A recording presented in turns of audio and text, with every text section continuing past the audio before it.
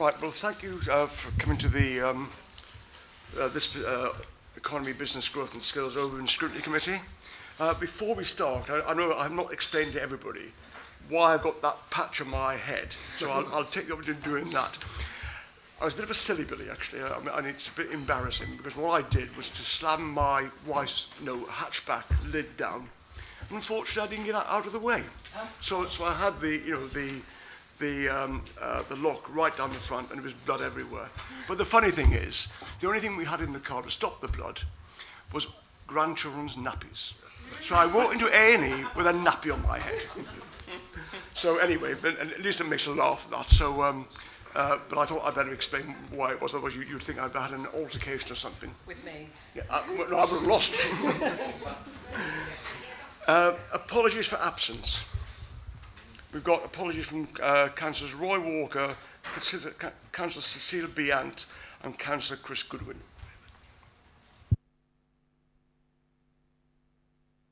Urgent business. The only urgent business we've got is that on the original agenda, item 7, which is the work programme, has been brought forward with your permission to item 6. For the simple reason that the officer who's going to take the item on the enterprise zone won't be here until probably about 3:15. So are you happy with that? Yeah. Good, thank you.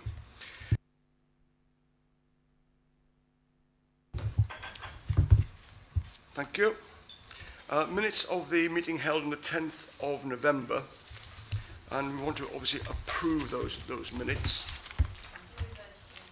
So any comments on the minutes, or can we approve them? Thank you. In that case, we can approve them. There are a number of items on there in terms of things to be done under the resolutions. What we've actually now produced, or I said we've produced, Emma's produced it, is an action list of all the points that have risen, starting back in the September meeting, so nothing is actually going to be missed. All the items are in green. They've all been done, apart from a couple of items which are slightly off track, but they are being done. They're in progress. They're in progress. So what I would suggest we do, unless you want to raise any specific items here, then we're going to circulate to the members of the committee, but only to the members. It won't be in the public domain. That action list to see how we're actually managing these items, and to give you some assurance that all things have been done. Some of the things that have been done are basically going to be taken, into future work plans, and they've all been identified in those work plans. So as it's a working document, I don't think it's appropriate it should go on the website. So, but the main thing is we've now got a process in place, and we won't be missing any items that have been raised, hopefully. So, following after that, then the next thing is the internationalisation strategy.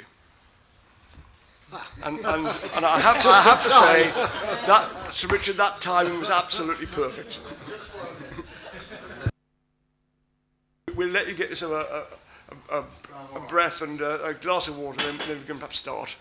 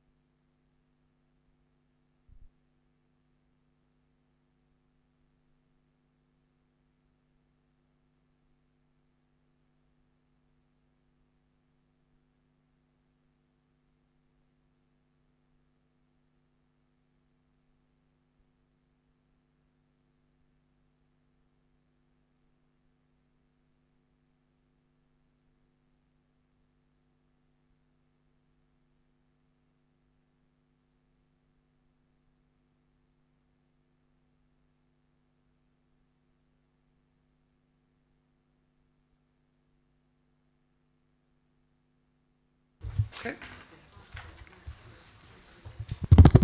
Thanks, Chair. I'll be brief in introducing it. You've got clearly a written report which I assume has been read.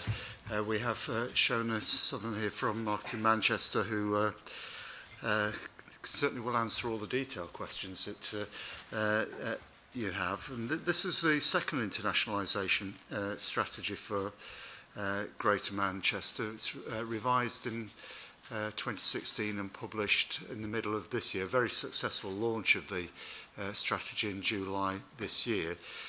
What I think it differentiates this from the previous strategy. I think the geographical areas that it's proposed to focus on is, I think, far more intelligence-led than it was previously, not just in terms of where perceive that growth is likely to happen within the global economy, but also in connecting the particular strengths in the Manchester economy with those other locations.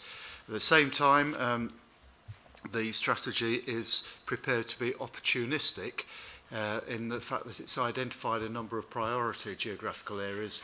Does not mean that anywhere in the world is actually excluded if an opportunity had arisen.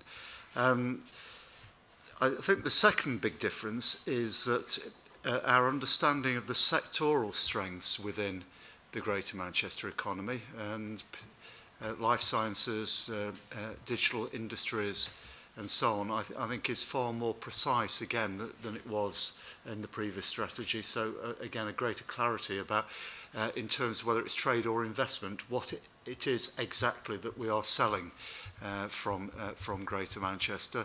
And given that the difficulty that we all have around the resource that is available, I think having that greater level of focus means we've got, I think, rather more chance of delivering. There have been some real successes over the past year, many of them driven by the success of Manchester Airport, and particularly the extension of long-term routes. We've seen that in a detailed study that was done about the impact in 1 year of direct route to China, which has already had a marked impact, but that is just one of a number of direct routes. We now have 2 routes direct to the west coast of the United States, for example, and prospects for other routes. As well as the airport, again, a key driver have been our universities, higher education institutions, which, again, in sectors like life sciences, the quality of research there, and that match with the clinical expertise we have within our major hospitals has also become a major draw. But even then, it is, I think, our understanding that has driven all of that. I think the final thing to say, just in way of introduction, is that this is work that has taken on, I think, even greater importance than at the time that the work's being prepared. The referendum, Brexit, means that we do have to work a lot harder and a lot smarter in order to be able to maintain and develop and grow international markets, and in that sense having a clearly focused internationalisation strategy is very, very important in allowing us to do that. Very final thing is that clearly it identifies the priority areas to operate in, but all of this is backed up with an action plan, so there are things that go with it, and measures, and some of those measures are the indicators that are more about how Greater Manchester, and in this sense Manchester, are perceived in those international markets, and the extent to which we can use that to sell ourselves to the world. I'll finish with that, Chair. The officer going to add any detail, or is it down to questions now? Okay.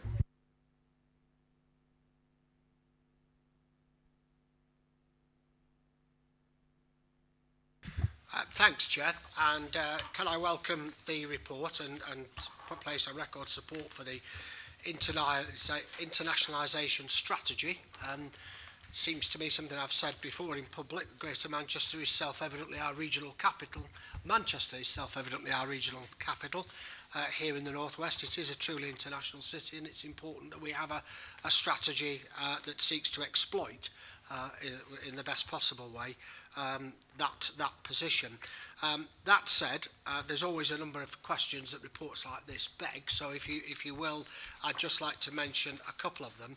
One is that towards the end of section 6 it talks specifically about MIPIM and says that the 2017 delegation was the most significant to date.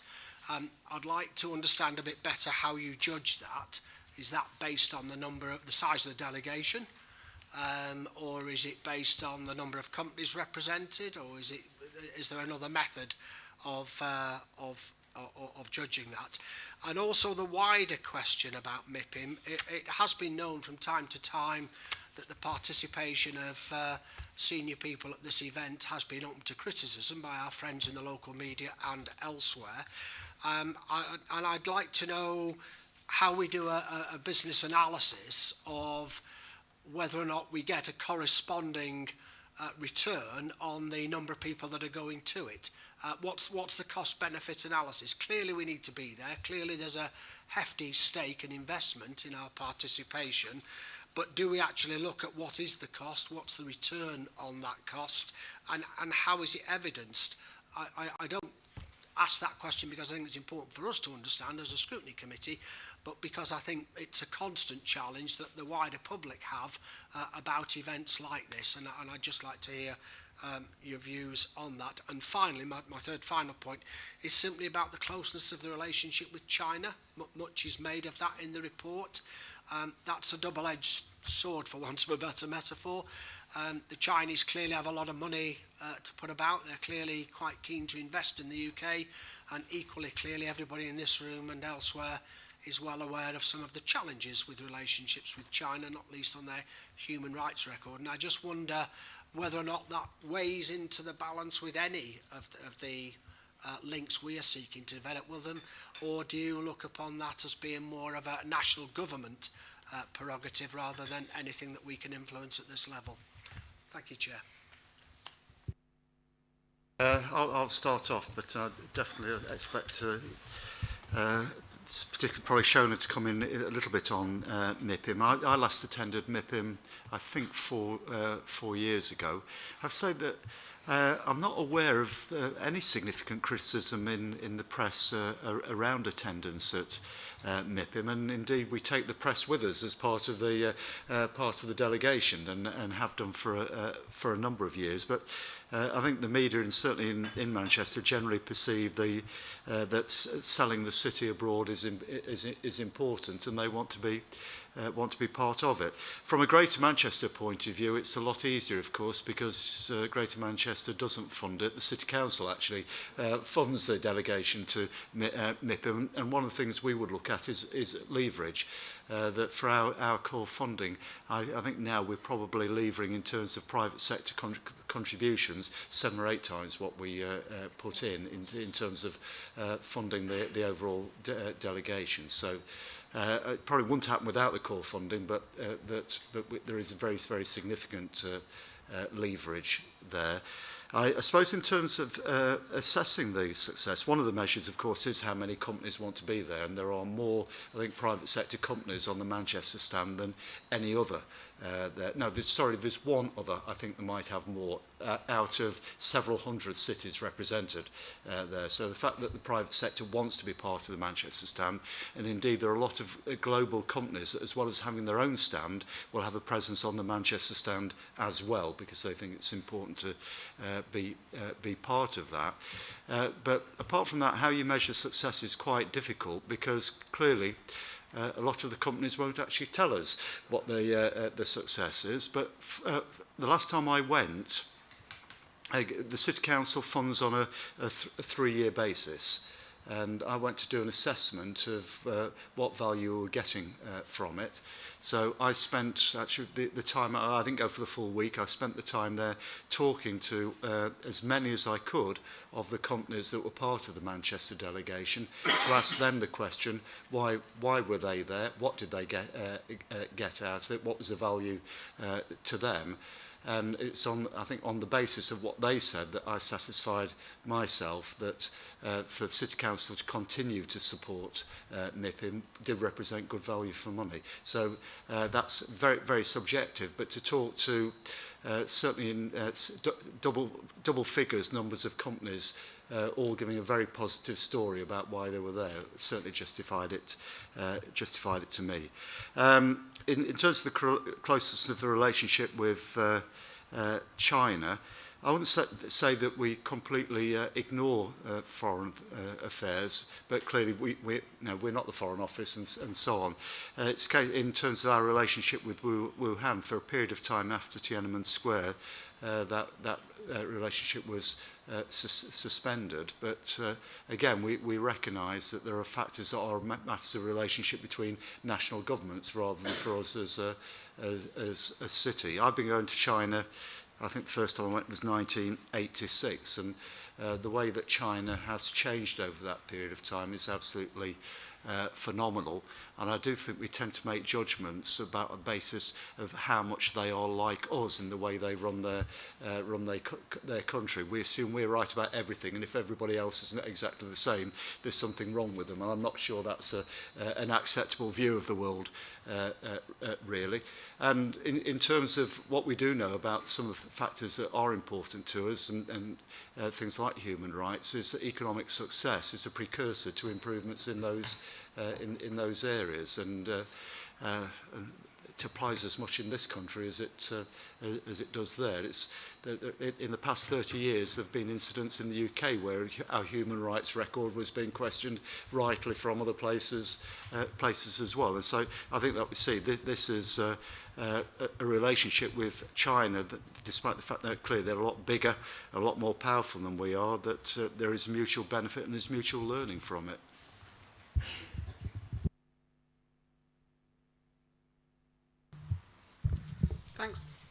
Thanks very much. I have a few points to make and also some questions, if that's all right.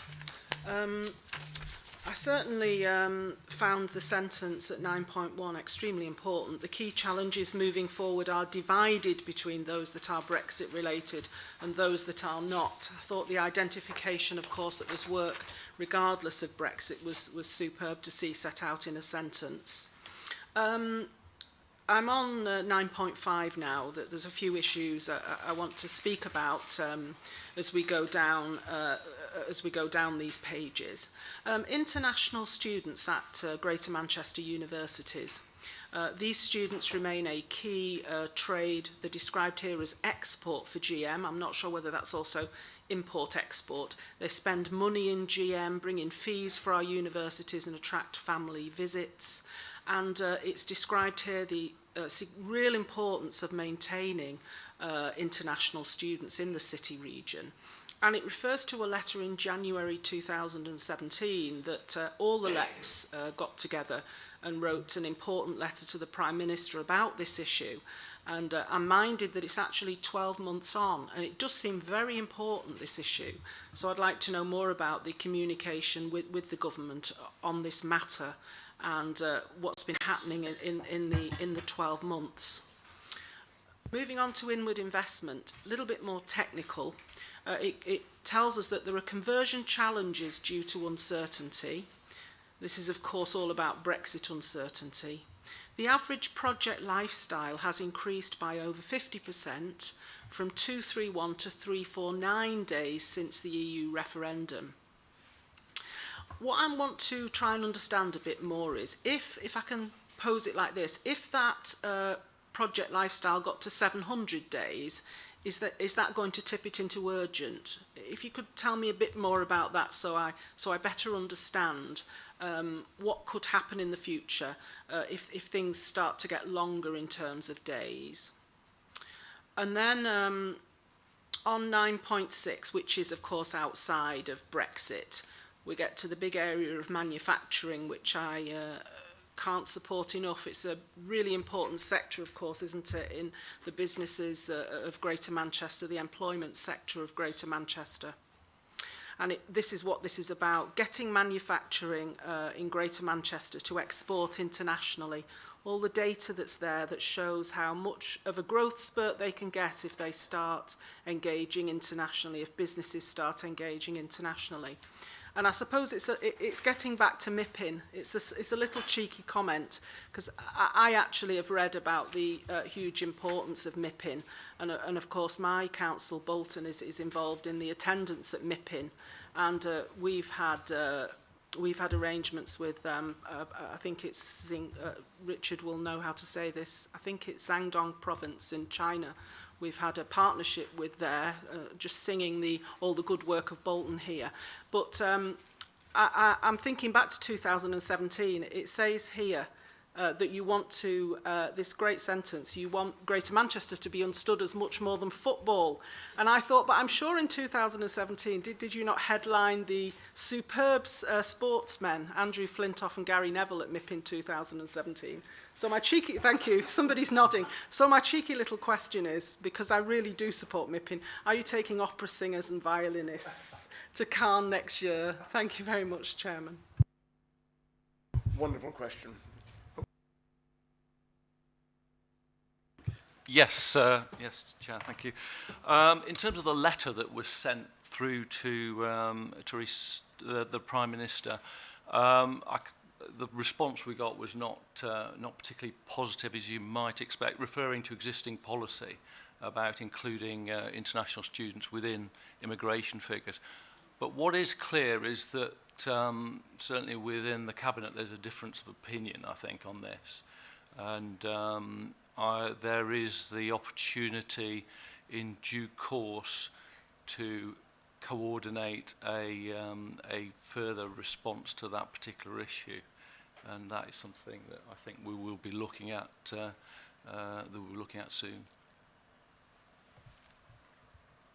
I think in the past we've taken Brian Robson, Bobby Charlton, Dennis Law, a whole range of other people to MIPIM as well. And well, I know I'm always delighted to be able to tell Gary Neville that his favourite moment he gave me was the very last Derby game at Main Road, when he gave the ball to Sean Goater for Sean to put the winner into the back of the net. So, and to be able to tell him in person is always a great pleasure, I can tell you. But of course, the reason that Gary Neville was at MIPIM had nothing to do with football. It had to do with large-scale development in the city centre.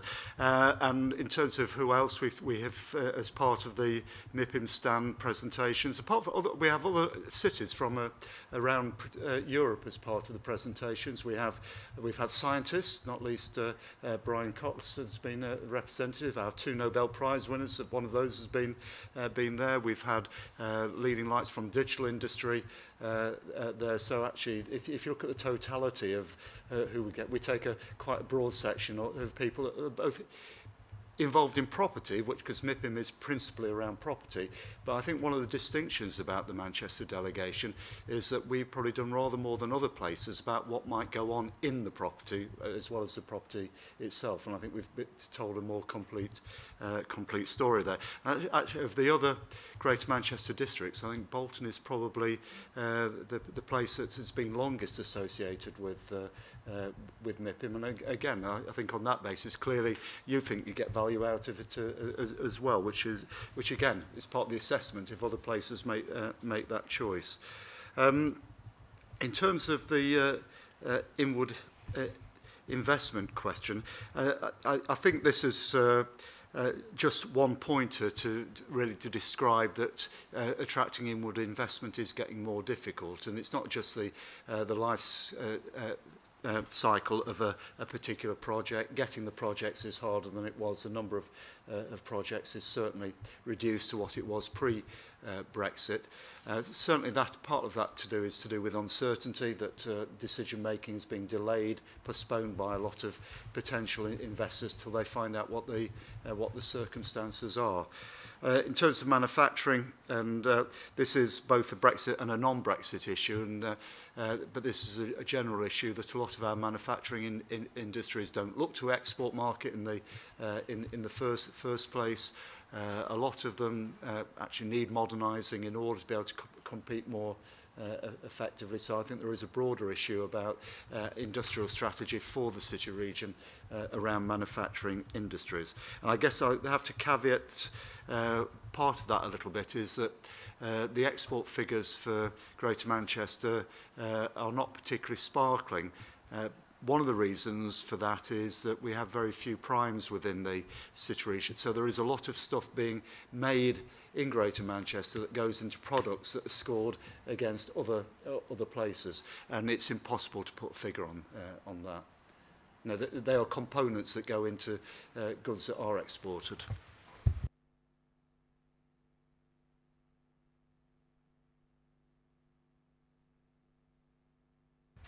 Thank you, Chair. Good afternoon. First of all, I'd like to really just talk about the area, the employment area that's around the airport. We border onto there, as you know, and there's always been a perception that employment was good at the airport, that wages and conditions were high, and therefore it bumped the local economy up and the wages and conditions in certainly in our part of Manchester. I'd also say it was excellent that because of their excellent wages and conditions, they had an excellent credit union that helped our burgeoning credit unions in Tameside and used to make us large interest-free loans every Christmas when we needed it, so we have reason to be grateful. What I'm concerned about now, though, is that I see in the report, and I realise you have very little control over it, that places like Amazon are coming in to our local area with all the problems about them not paying their taxes and so on. And I just want to query a couple of things. First of all, it says that it's created 1,900 new permanent jobs. Well, you know, doing a bit of digging, I think that's probably more like 100 permanent jobs and 1,800 zero-hours contracts, and that concerns me greatly. And I realise, as I say, you can't maybe do much about that, but is all that going to be monitored and looked at? Because this, in the same way that the good wages and conditions at the airport used to bump up wages, poor wages at places like Amazon are going to bring wages down. So that's all my concern is. There are some figures in the next report that go with this on Airport City. And Amazon were one of a number of companies that came and presented to the City Council's Economy Scrutiny Committee when they were looking at employment and skills. And I don't know if Councillor Ali was present because it sits on the Economy Scrutiny Committee, but I think the committee took the view that Amazon's approach to employment in Wythenshawe was exemplary. So actually the opposite of what you said. It's also what they operate in Amazon now, I think imagine it's a bit like Argos, where you've got lots of people going getting stuff on shelves and putting them into packages. This is a remarkably automated operation. So as well as some lower wage jobs, they have a quite interesting range of jobs, including things like robotics engineers and all sorts of stuff there. They have a very good track record on local employment and on training. The numbers we've got is around 1,500 full-time permanent jobs and 1,500 temporary jobs. So they do employ temporary jobs, but they are two separate figures there. So they're also employing, I think, a similar number of people in Bolton, and they're about to open a fulfilment centre in Trafford Park as well. So they're probably going to be about something like 4,000 permanent Amazon employees in the city region within too long.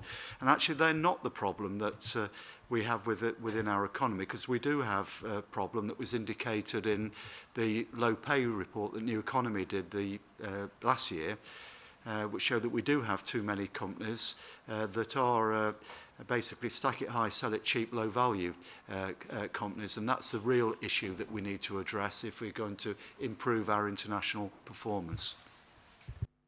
Thank you for answering that, Sir Richard. I was going to say, can we wait until the next report and pick it up there, but you're ahead of the game. Councillor. Thank you, Chair. I welcome the report.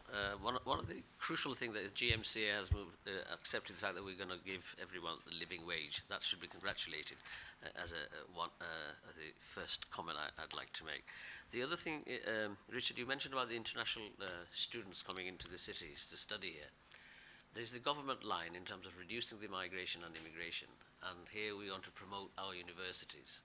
There's a bit of a dichotomy here in terms of what we do then with the Home Office to perhaps the potentials of people coming in to study our universities, because this is one of our selling point, the knowledge capital of the world, we often say, as Manchester leads on things, so how do we break that impasse in terms of negotiating with the government, with the Home Office, or something to that effect? You know, that on one hand they want to reduce people coming in, we want to promote our outlets. So, Ahmed, you're asking me how do we persuade this government to be sensible? Yeah, I wish I knew. Look, I think John partially responded to this previously around the previous question around students. Local authorities, business, including the LEPs, universities themselves are all campaigning away on this. In terms of some of the concerns that more nationalistic elements might have, there's lots of data now that there are probably only 3% of all international students overstay when their visas expire. There are no numbers in this, but actually for the economy of Greater Manchester, we're talking about billions rather than millions in terms of economic contribution that students make. So we'll continue to make those arguments as strongly as we can and hope that we do get to a sensible position around international students. And actually, this will also go into other areas, because if we talk about universities, it's also academia and research and so on is international by nature as well. So it's also free flow of academics as well. Thank you. In here, and I've lost where it is now actually, there's a small point that's made. Good progress has also been made securing government commitment to HS2 and wider transport investment.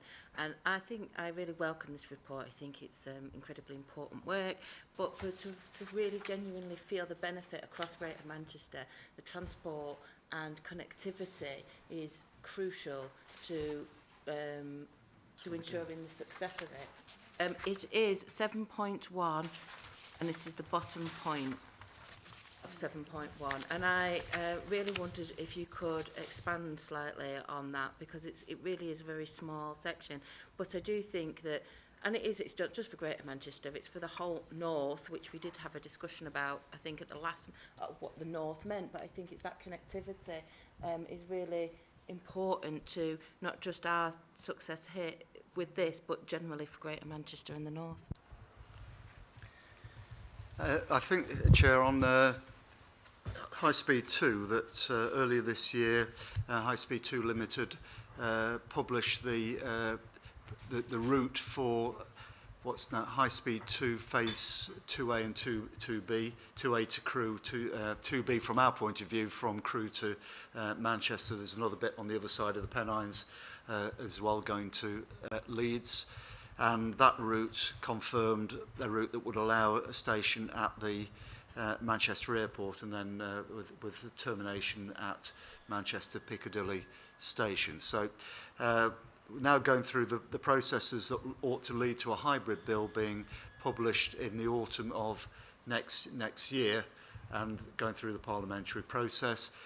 Equally importantly, that phase 1 is now being built, and once that started being built, it increases the certainty that phase 2 will be built out to completion. Lots of issues to resolve, but that's more or less where we'd expect to be. There is a major issue that needs to be resolved in the next 12 months, and this is to do with touch points between High Speed 2 and the preferred alignment for the Northern Powerhouse Rail, the new line we expect to join Liverpool to York via Manchester and Leeds, and where for Manchester, Transport for Greater Manchester, Transport for the North's preferred solution requires a different alignment of High Speed 2 entering into Piccadilly Station.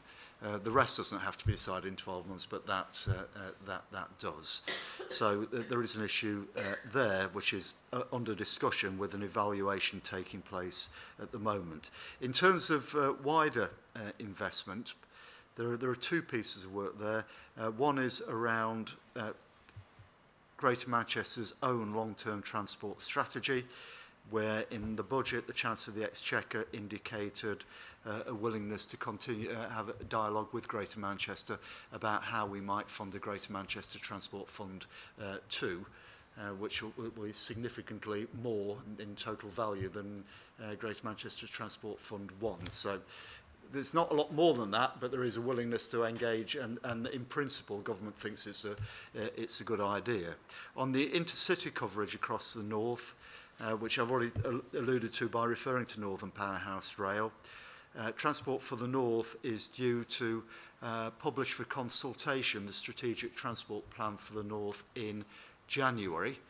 And clearly that is something that I no doubt that Scrutiny here might wish to come back to when that plan is published.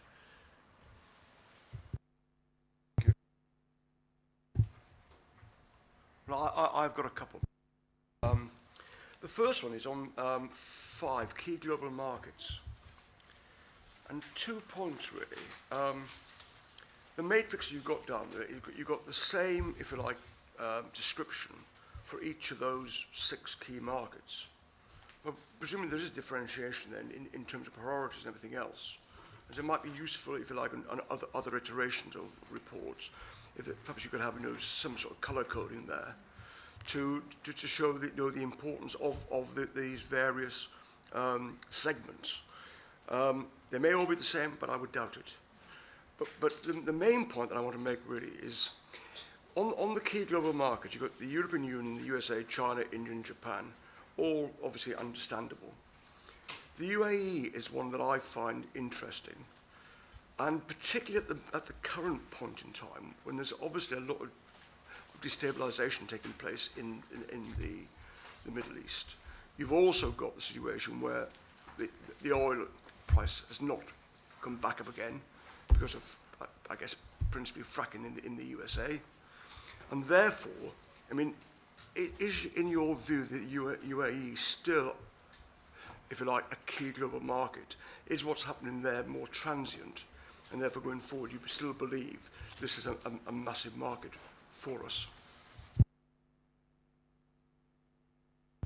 On the first question, you're right that this is because it's headlines, really. If you go into the more detailed internationalisation strategy, if you take digital, for example, we don't suggest that we're world leading at everything in digital. There are areas that we are particularly strong in, and those how those interplay with other countries will vary from place to place. So that differentiation does exist, but it exists at a level of detail that you wouldn't see within this report. It's also that they also reflect in 4 cases the prime capabilities that were identified by the Northern Independent Economic Review, and in the other case one of the enabling capabilities that was in the Northern Independent Economic Review, all of which happen to be strengths within the Manchester economy. The UAE, of course, is economically a lot smaller than any of the other geographical areas identified there. It is set itself the target of having an economy, particularly in Abu Dhabi, that is entirely oil dependent, to decarbonising their economy over a period of time. And I think that's where the potential interplay between Manchester and the UAE comes from. I suppose that there is another interplay as well, which is that that UAE also has significant hubbing capability, and so for good access from Manchester to the Far East, that going through Dubai and Abu Dhabi is a fairly effective way. With, I think there are 3 flights a day to Dubai and 2 flights a day, and there are 3 A380s as well. They're big aeroplanes, and 2 to Dubai as well. So it also provides a major transport hub for us. So there are a number of reasons why I think UAE actually it remains an important economic connection for us. Thank you. The last point I've really got is on the summary, 10.2, and you refer to the strategy implementation plan. Now, the avoidance of doubt, this is in relation to internationalisation. It's not the whole, if you like, strategic plan. The one word I have difficulty in always saying, actually. So, but I think it's important that we actually see this coming back to us. I mean, I think you've talked about action plans, going forward. I'm particularly interested in what we can do with regard to manufacturing. I think when I first moved up to Manchester in 1973, this place was absolutely amazing in terms of manufacturing. It was a world-class organisation, and some of them have just gone away, for economic necessity and various other things. And therefore, I think, to me, if we like, improve manufacturing massively in this area, it takes time, long time, but built on some of the things like the great universities that we've got here, some of the innovation that come from there, and how we then translate that into manufacturing opportunities. So I think I would like this committee to see, if you like, the implementation plan coming forwards, so we can understand, what the actions are going forwards, and obviously try and put some input into that to give you our views on the relative importance of various areas. I think, Chair, that will take. It clearly doesn't relate specifically to the internationalisation strategy. I think that will take a little bit of time. Development of manufacturing is identified in the Greater Manchester Strategy as a priority. The deep dives that were done whilst New Economy was still called New Economy indicated quite a lot of potential within our manufacturing industries, not least in the northeast of the conurbation.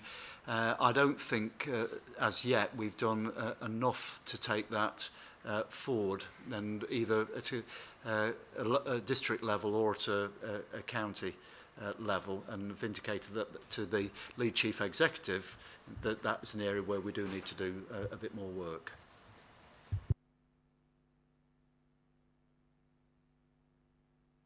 Fine, that's responses, and obviously it's an area which we need to develop. And I think you should quite rightly say, in terms of risk areas, there is Brexit, but there's other things apart from Brexit. So I think there's differentiation. That was a well-made point, actually. So, the time we've got at the moment, I think perhaps we need to go on to item 6 with the work programme. And do you want to introduce this, Susan? Okay. You have before you the work programme for this committee. There are a couple of challenges. The reason we're taking this, in case anyone missed it, was that because a key officer who's presenting the next substantive item is we know is going to struggle to be here, as soon as quite on time. So your work programme is as is set out in the table. There are a couple of things that I'd like you to consider or give me feedback on. In particular, your January meeting is getting a little congested. You expressed an interest in, you requested that you review the digital strategy before it goes to the combined authority, and that's happening in January. So you very much want to engage in that, and I think there was quite a lot of energy around that at your last meeting. So we've put that on the agenda. There's some important decisions around skills capital as well that you need to have a bit of a look at. So would welcome the committee's agreement that we that we dovetail the current agenda items. I don't know whether Simon's got any views about the way in which we take the skills items. I think I had a very, very quick passing conversation with Gemma just earlier, and she did suggest that the careers and enterprise network work, that might be a judicious time to take it, but obviously with holidays and the Christmas break, I'd need Simon to to advise us as to whether or not that is plausible. I don't know whether you've got any thoughts or whether we just... No, I mean, I think the whole raft of things, and not least the government's just published its new career strategy, so there's a number of things that I think we would want to update the Scrutiny Committee about to set that context. So we'll have a look at that timing and come back to you. That would be helpful, actually. I mean, the good news is at least the meeting has been, if you like, in effect, postponed a week. It's a week, if you like, out of kilter of the normal cycle, so that'll give a bit of leeway, perhaps. But are members happy for that agenda to come forward in that way? Because there'll be quite a lot on the agenda. There'll be a lot to debate, and therefore, clearly it'll be a heavy meeting, and we might even go over in terms of timing. First of all, then. This item would have a substantial kind of covering. I would particularly want to see a GM-wide analysis of what's happening within, the labour, people going into work or apprentice and other stuff. So perhaps we need to reduce the number of items on it, because that is a substantial Sorry, item. just to clarify, because I try to respect members' interests in terms of what you've already agreed, I haven't made any changes to the work programme, so this isn't the proposed work programme. This is just what seems to be on the list at the moment, and then I'm asking, or asking for your advice as to whether we can just reduce down a little bit and then maybe reschedule something. But the key thing is getting the timing right. So and that's the problem we've got. Susan, first of all, then Mark. Thank you, Chair. I agree that as far as GMCA timetabling goes as well, that yes, in January, GM digital strategy should come here as a priority. I would actually prioritise the agenda of low skills and long-term unemployed. I think that is important. I think if officers decide that there is a place later in the year, perhaps when there's been more digestion of the government's strategy on careers and enterprise, perhaps it could come later. I think April could take one more subject. That's my feeling, because I know that you will have to manage the item Greater Manchester Spatial Framework to ensure that members here stick only to the economic issues. You do not want to have a debate on housing and so on and so forth that another scrutiny committee looks at. Matters pertaining to older workers, again, if you feel that that's too pressing to have 3 items next time, it would be entirely up to you. I think it's something that we should look at because it is a good priority in the strategy. There was some excellent work on that actually, and it's a subject for the future. We know. I mean, it's a growth area, if I can say that. People are going to be working longer and are going to want to work. So we should look at that at some point. Thank you. Yeah, just to support what's being said, I think all of these subjects are substantial items, and we couldn't frankly do justice to them all at the same meeting, so I would support what's just been said about the 2 perhaps that we take in January, possibly allowing for a 3rd. The danger in going for 3 or 4 is that we end up spending a lot of time on the first 2, and the 3rd subject might be just as important, but we're running out of time and don't do it justice. So, I think, as far as I'm concerned, I'll leave that to officers to determine. I'm confident enough in your judgment to make sure that we don't lose any of the subjects that we have suggested as members without necessarily wanting them at a specific meeting. The timetabling is up to yourselves. I mean, clearly the view is that we don't overburden the agenda, and therefore I think 3 is probably sensible. Yeah. I mean, timing-wise, we have to do the digital strategy, and they're all important matters. But I mean, I think it's. I think what we've got here, because we've got in effect a truncated year, because we started late in the year, we're trying to push more things in, perhaps in a shorter period of time than perhaps you would do normally. So I think that we'll take on board your observations, and we'll just refine what we've got at the moment. There's a couple of other pointers.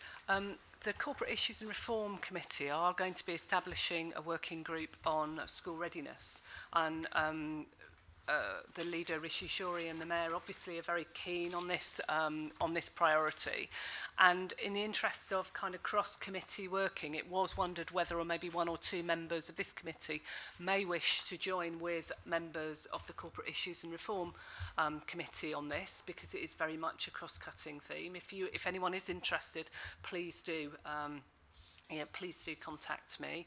And finally, we were I've been talking and looking at the schedule, and there was an awful lot of energy around the fair economy and fair wages item.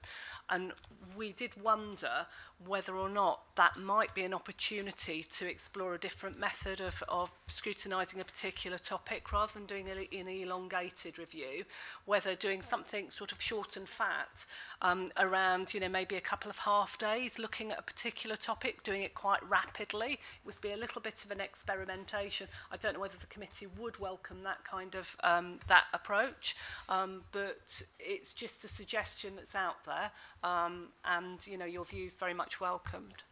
Let me just add to that. We had a very useful working meeting with the three scrutiny committee chairs, and these are the sort of things that came out, you know, of the discussions in terms of, you know, we've got to be sensible in this first year as to what we can achieve, and I think it'd be good if we can do one short, you know, scrutiny function in terms of, you know, more like a task and finish group.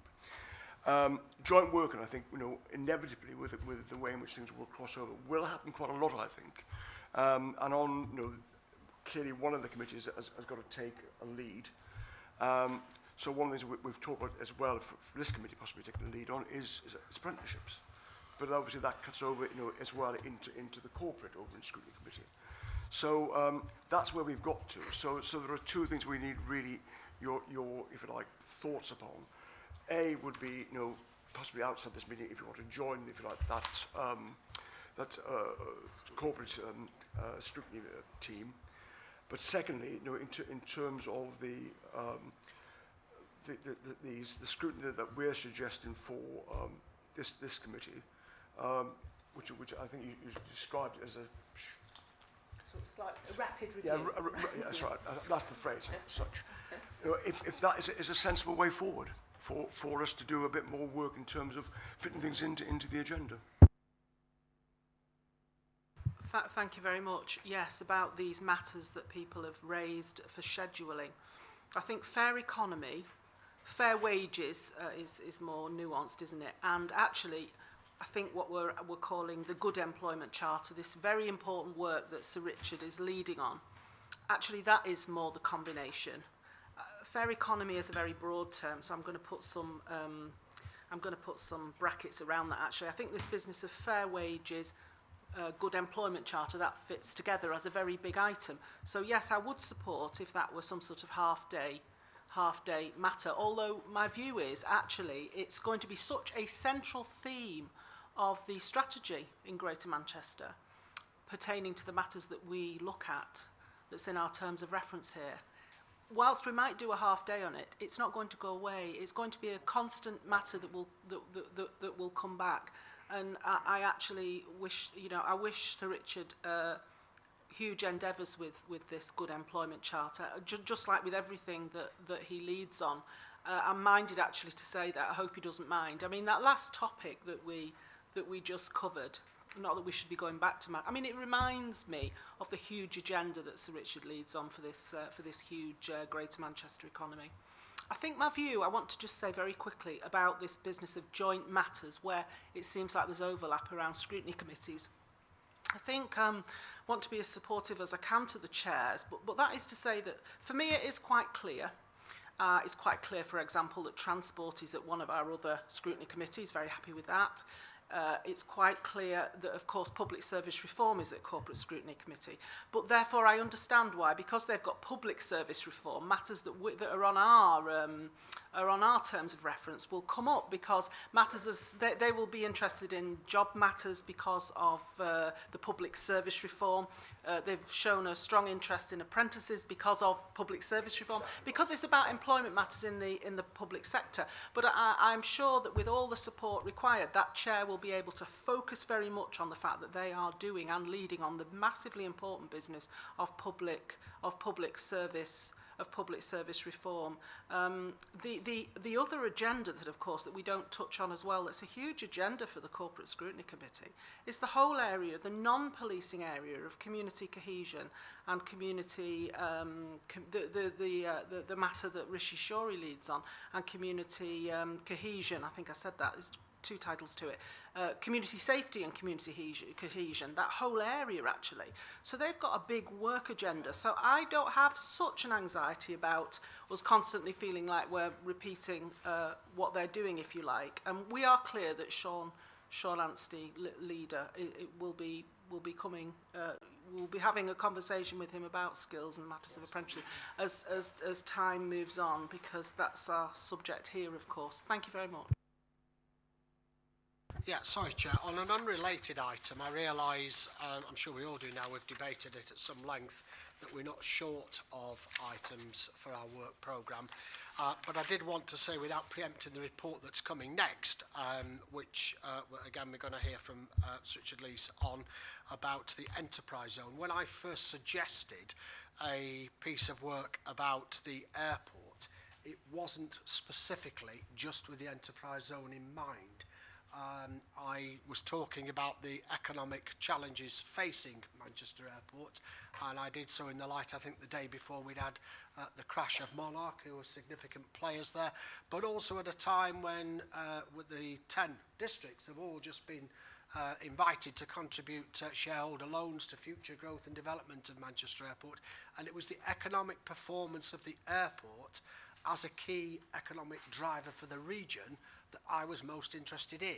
I appreciate that the report on the enterprise zone is an important part of that, but it is only a part. So I'd like to see at some stage, at risk of repeating the suggestion I'd made previously, an item, and I do recall suggesting that perhaps we invited Charlie Cornish or somebody like that from the airport to come and, you know, talk to us about the challenges as he sees it and their performance to date. I'd be very interested to see that update. So I hope we can incorporate that without being specific about a month, Chair, in the work programme in the not too distant future, because I do feel that what we have today isn't quite what a number of us has in mind when we asked for it, but I'm sure that was down to a misunderstanding rather than anything else.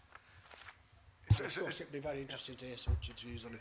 It's a well-made point. I mean, you're right in terms of the investment that we've recently made, and I think it is important that the airport specifically comes back here. I mean, a good example of things that we could need to understand, perhaps. I think there was a witch survey recently, and we didn't exactly come out, you know, smelling of roses, you know, from that survey. So it's an understanding, I think, of all the issues that Mark's raised. I think it is a massive asset for us. It's a wonderful asset. But I think a future report coming to this committee will be very helpful. So, Richard. In terms of that last comment, Chair, that's one of the reasons we're spending £1 billion on terminal facilities at Manchester Airport. I think just to be clear that I'm sure Charlie will be delighted to come and talk to you, but that it is a commercial enterprise. There will be severe limits on what he will be able to tell you in the committee. Yes, that's a very valid point, and I'm aware of that. Well, even there are clear information we receive as shareholders that we receive in confidence, and that's the kind of the point, because it is clearly a lot of it is very commercially sensitive. And similarly, in terms of the airport, the loans from shareholders to the airport, and this is something I did report to our own council quite clearly, that we along with the airport did proper due diligence around that, so that exercise was done to underpin being able to come to that decision. So we'll take on board those points, and we will get a revised action plan out. I think, can we do that, fairly shortly after this meeting, so at least people can have, if you like, further input into that by email before waiting until we get to the next meeting? That would be very helpful, actually. Is there anything else you want to raise on that? Any further questions from members of the committee with regards to the plan? In that case, we'll move on now.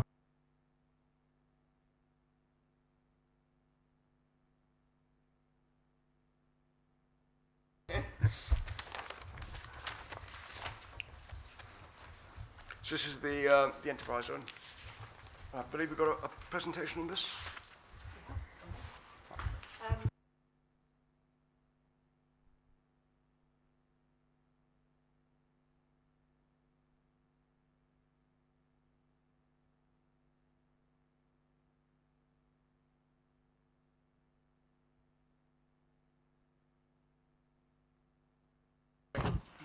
used to the mics. One is the 5-yearly Enterprise Zone Review, which was a report that was prepared to the year 2015. The other one is actually the Corporate Social Responsibility Prospectus for the Airport City business. Now, I've got a video, but the sound's not working, but I think it might just be useful to see. There are sort of words come flying in, so it will tell you what you're looking at. But it will just be useful for you to see the progress. You know, those of you who don't get out to the airport very often and see what we're doing out there. So if you can play that, do I just click forward? Yeah, that will work.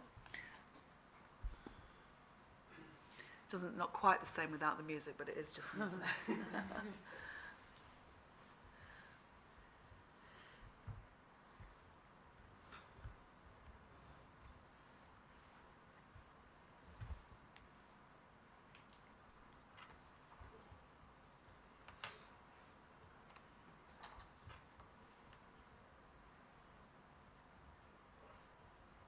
This is the bit my slides don't do justice to, actually.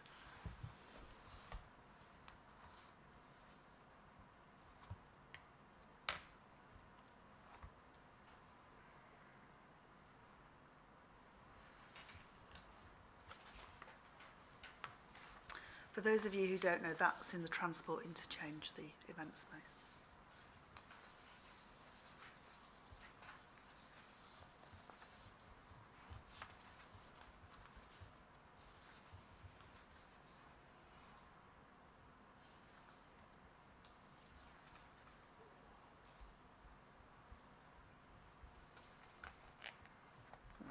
I'm going to go forward now.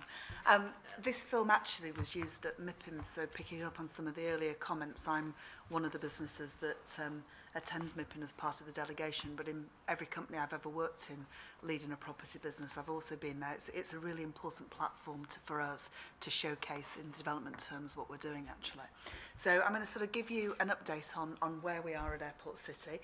Just a bit of a recap. It is a £1 billion development.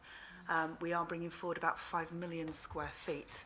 I'll take you through sort of where as we go through the deck. Over 160 acres in total, but today I'm going to focus, once I've given you an update on global logistics on Airport City North.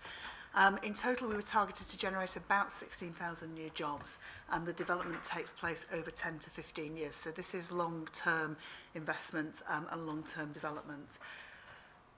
Way back before I joined MAG in 2013, a joint venture was formed to deliver this, made up of MAG, BCGI, who you will know because they're developing other schemes around the city, Carillion and the Greater Manchester Pension Fund, MAG being the 50% equity holder and contributor into this joint venture. There are two sites, so Airport City North is up behind Terminal 2 and the existing jet parks. So Jet 2 car parks, and you know, airlines on my brain. And then Airport City South, or Global Logistics, is basically exactly what it says on the tin. It is logistics, distribution, warehousing. And then you'll see there's a small sort of blue site just under the M56 blob.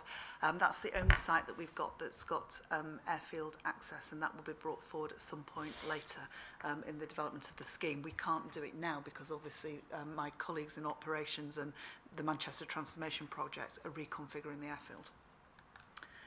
So we've had a huge amount of progress. I mean, you saw some of that on the video.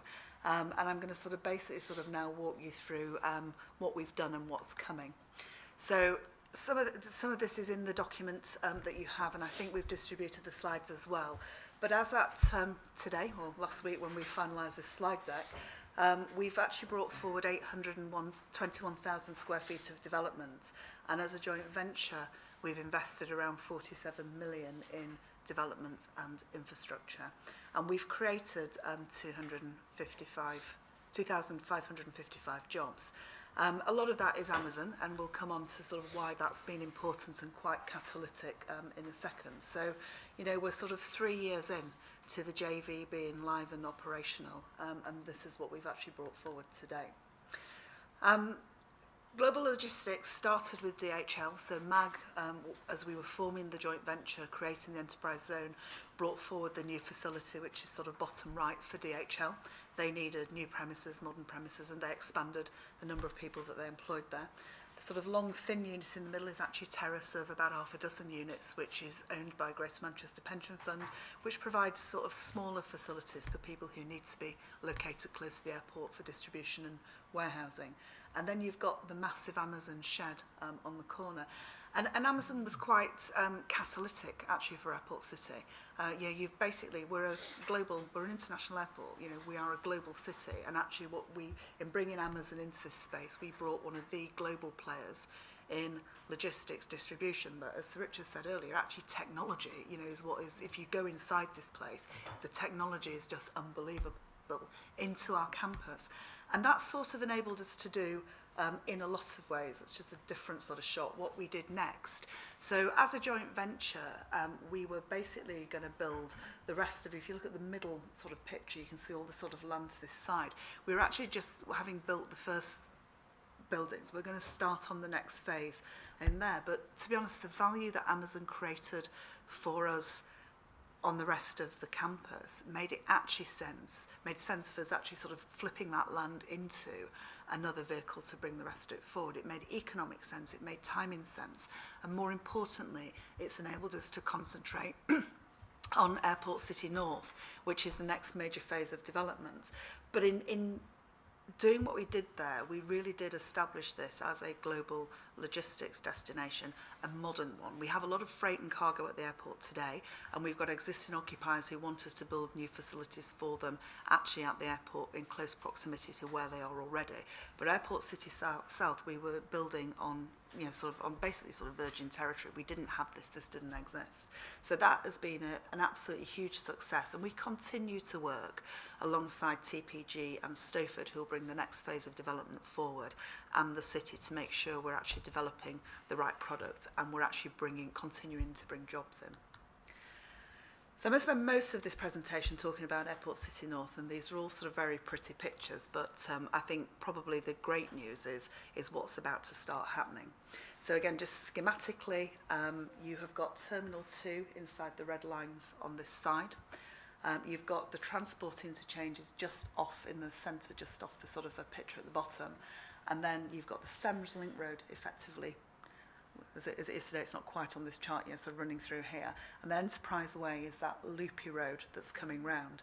And this basically was one of the original sort of schematic master plans that we drew to bring forward a mixture of offices, so they're the dark purple ones, hotels, the orangey ones, advanced manufacturing, which is the lighter purple around the edge, multi-storey car parks. There's very limited surface car parking in Airport City. We've gone for multi-storey because it's a far more efficient use of land in the grey. And then the sort of, it's rather dirty green now, but there's quite a lot of brilliant public realm will be designed and brought forward.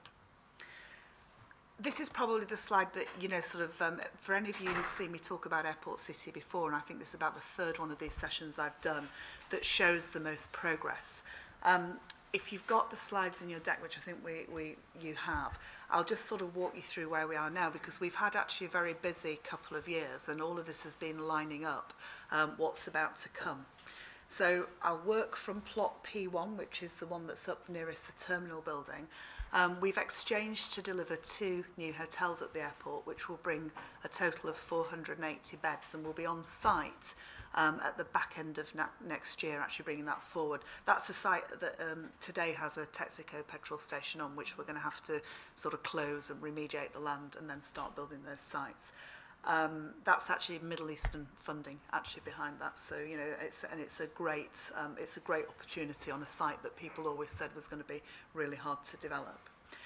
I'm going to skip number 8, which is a spec office, and then go into number 2, which is plot G1 and G2, 2 further hotels. Those hotels actually are due to go in for planning if it hasn't happened this week before I got here, but imminently they'll be in for planning. And those will deliver 600 beds to the airport, and we're in advanced legals, and we'll be on site actually with those one from a construction perspective earlier than P1 ones, because we aim to have the first ones open by Q4 2019. So you're about to see some real traction. It's not just about the road and the infrastructure, we're starting to build buildings. The really exciting sort of thing that happened next is the phase 1 campus office.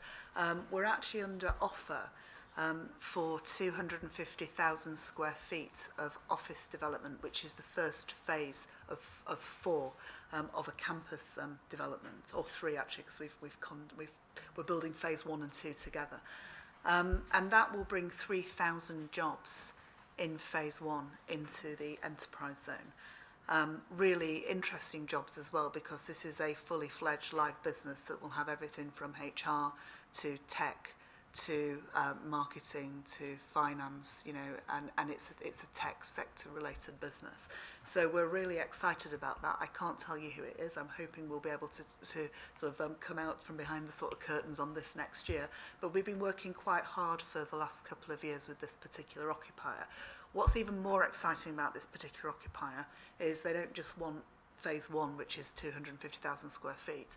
They want phase 2, which is another 250,000 square feet, and potentially phase 3, which is another 100,000 square feet plus. So this will bring probably, you know, sort of 7,000 jobs in total over the next best part of sort of 8 to 10 years.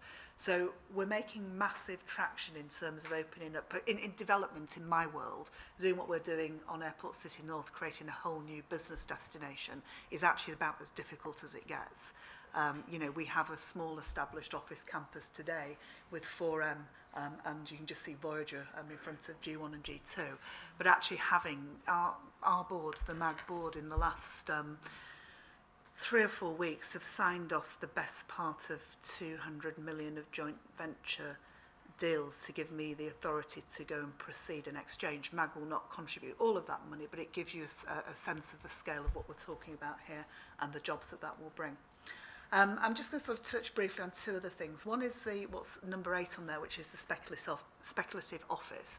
So had we not got a major campus in the pipeline, we really were looking to start to stimulate office demand by building something that was probably going to be part speculative. You know, with 6 stories, we've probably got about 3 stories worth of demand at the moment at the airport that we can't satisfy, as well as some of our own demand, because as a business we're growing alongside BCEG, who've expanded quite rapidly here.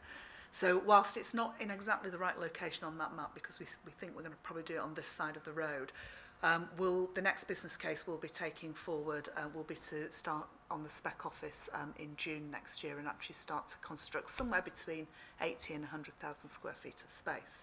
And the other thing I'll draw your attention to is this thing called the pedestrian and cycle bridge. We've received a £3 million grant from TFGM. The JV's putting the other 3 million in, and that basically connects the airport side of the road with the jet park side of the road with a pedestrian and cycle bridge, which starts to open the site up and access to the site to not just the rest of my development, but actually to Wythenshawe. I always love to show these pictures because you can actually see, you know, sort of how close what we're doing is to the edge of Wythenshawe. So since I was last here, probably massive amounts of progress and traction. And actually what it means is in that period 2018 to 2021, where we're expecting what I've just talked about to be built, we'll have delivered another 810,000 square feet. We'll have delivered about 500,000 square feet. Icon are estimating at least that they will do down at Airport City South. 1,080 new hotel beds. We've probably got 1 more hotel that we'll try and sort of get into that period as well. And 7,000 jobs. So hopefully positive. This is a bit later pitch in the road than the video, and we've actually opened the first section. Officially opened it, so Lord Mayor of Manchester sort of cut the ribbon on the 19th of November, and we had an event with British Cycling. So well-being and well-being in particular is really important in terms of what we're trying to bring into this campus and make it an absolutely great place. That's just the next phase of global logistics, which is Icon, not us. And then in the pack, I've given you more for information. We launched the social responsibility prospectus for Airport City, focused on 4 really key pillars. One is opening up a world of opportunity with its links to the airport, the rest of the world, and the type of businesses that we see locating, you know, sort of here today, let alone in the future. The next one is about empowering an ambitious community. I don't want to build a shiny island that's totally and utterly exclusive to what's actually sitting around it. That is not the way that you bring fantastic development forward. And it's certainly not a way where you create a place that make great things happen or secure a lasting legacy. So this is actually about, as we start to go forward into what is this major exciting phase of development, bringing what we're doing the communities around us actually much closer together and starting to build on a series of events and of initiatives with those communities. You won't be able to read that. Platform was the start of it. We took a load of redundant space in the transport interchange and started running monthly events. We're going to run one actually in Wythenshawe into next year. We've run cycle surgeries, with music. We're going to use it for business networking. There's a whole raft of things that are actually going to be planned, actually, so we can start to pull people from our existing campus and outside in. And that means that by the time we get to 2021, if we've developed the pipeline that we've got either exchanged, under offer, or really close, we'll have built 2.1 million of the 5 million square feet in total, which is about 43%. We'll have importantly brought forward around 10,000 jobs, or people into the area that equal 10,000 jobs. So it's about 63% of the total jobs estimated. And, I think that's, a great place to be compared to other presentations I've done here in my last 3 years. It does take time. I say this is the hard end of development when you're starting really from a car park. But we've got some real traction. And, we're really excited about the next few years. Thank you. Thank you. Fantastic. Yeah.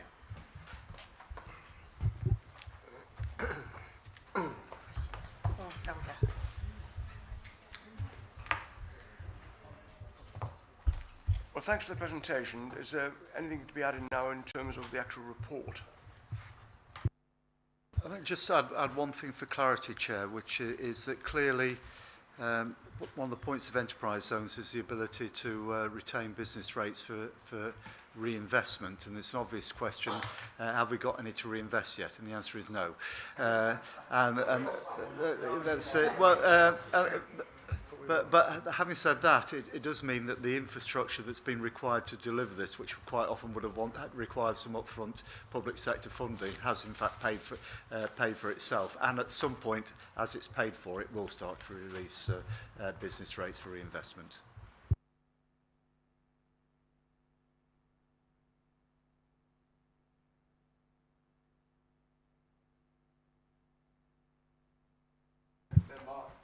Thanks, Chair. My question refers to 516, paragraph 516. I was looking at the maps, the charts at the back. I was pleased to see that when it maps where the jobs have been offered, certainly with regard to Trafford, a lot of them are in the sort of northeastern little sector there, which is basically Old Trafford, which is an area is in need of jobs. So that's good news. But I just wondered whether, are all the jobs at the same level, or same sort of salary level, or are some jobs higher graded than others? Otherwise, I wouldn't be so pleased if a lot of the jobs, low-level jobs, were in the north of the Trafford and high-level jobs were in the south. It wouldn't be quite as impressive. The other question, Chair, if I may, it may be unfair. It's not just about the enterprise zone, but Richard mentioned Amazon in Trafford Park. I had the misfortune to go in Trafford Park on Monday. I was stuck in an enormous traffic jam by all the vehicles trying to get in and out of the new Amazon site. So I just wondered whether you knew, or whether, should I ask Sean, whether Amazon there in Trafford Park had done a similar exercise to know where the jobs were allocated. Thanks, Chair. The jobs reported in today's report and shown on the heat maps are all at the same level. They're all warehousing operatives. They were the vacancies that Amazon agreed to work with local partners on in terms of helping unemployed people back into work. They did publicise management roles and engineering roles as well locally, and I think they provided the City Council with a report on how many unemployed people filled those roles. So I think we can get more information for you on that. In terms of Amazon's activity going forward, the site at Trafford Park we discussed with them. It's a slightly different site to the one on the enterprise zone. The enterprise zone one is a fulfilment centre, so if you order a small package as a customer, you will get it from the site at the enterprise zone. The site on Trafford Park is for larger items, so settees, very large televisions, that kind of thing, and it's heavily automated. So they don't employ as many people at Trafford Park as they do at the Enterprise Zone. But we do know they're going to take forward a new development in the north of Greater Manchester, probably next year. And they were very pleased with the work we did with them at the Enterprise Zone, and therefore they've committed to work with us again in terms of considering unemployed people locally, and we think that will create more opportunity perhaps for those residents of local authority areas further afield from the Enterprise Zone who perhaps didn't benefit as much from this particular development. Just add to that, this is a generalisation from the question. I think Wythenshawe now, I can't remember the exact ratio, but they have something like 2 jobs for everybody of working age in Wythenshawe. There is a job surplus there.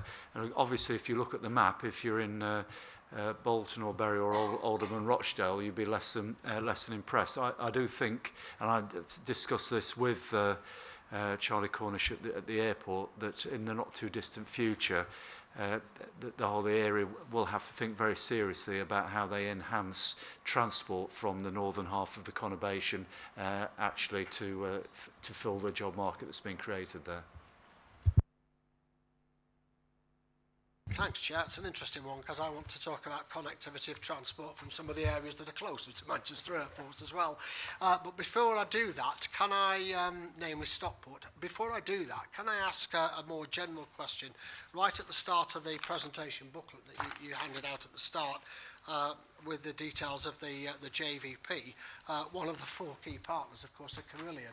And I just wondered, in light of recent developments with that company, if there's been a review of our risk assessment with them, whether or not it's had any impact on the work that's going on at the airport. Can I do the questions separately because they are unrelated? Yep. Yes, that was the first one. So the answer to your question is, I mean, yes, I'm in pretty constant dialogue with Carillion in terms of, you know, sort of where they are, what their business plan is, what the future size of the business is, how they're actually going to, you know, sort of sort their capital stack, basically, for want of a better description. They continue to provide assurances that their banks are standing behind them. Having said that, as a joint venture, we've got 2 construction partners, not 1 in there. I mean, that was quite deliberate to provide us with some resilience.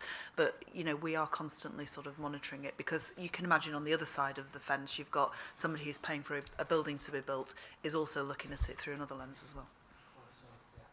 Thanks. My second question about connectivity, I think you said, I tried to write it down as you ran through the presentation, about the brand new link road which would open up, I think you said up to 70 acres for further development. Was that right? Is this brand new link road what I know better as the A555? Is that the link road you're talking about? No, we're a spur off, you know, the Sems road that's actually sort of been sort of that's going east to west. This road, Enterprise Way, I'm trying to sort of get it back on a sensible map. So running here all the way through and then down to the roundabout just in front of the P1 hotels. This is a new, the airport had a section 278 obligation from sort of years ago, and it was to actually build a piece of SEMS around the airport. When we brought Airport City forward, we actually have built this to actually open the site up as part of that works.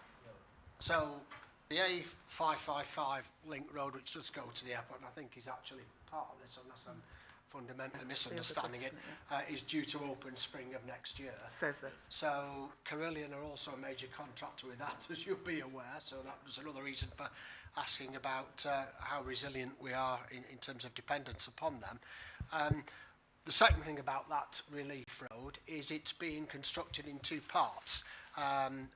Going back to the past century when we had AGMA and the Greater Manchester Passenger Transport Authority before it was renamed and reformed, there's been long-standing support for the SEMS road link, South East Manchester Multimodal Study, and that was to go from Manchester Airport through to a roundabout on Bredbury, which would provide the link right the way round.